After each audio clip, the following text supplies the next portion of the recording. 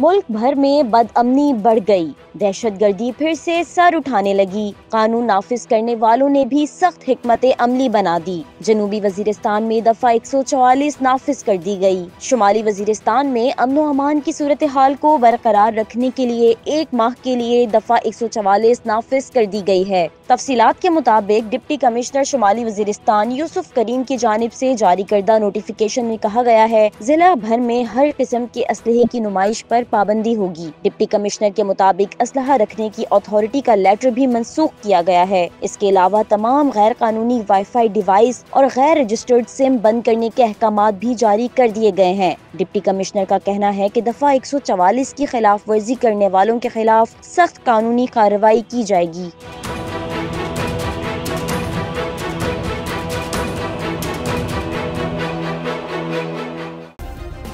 Subscribe करें और bell दबाएं ताकि कोई खबर रह न जाए।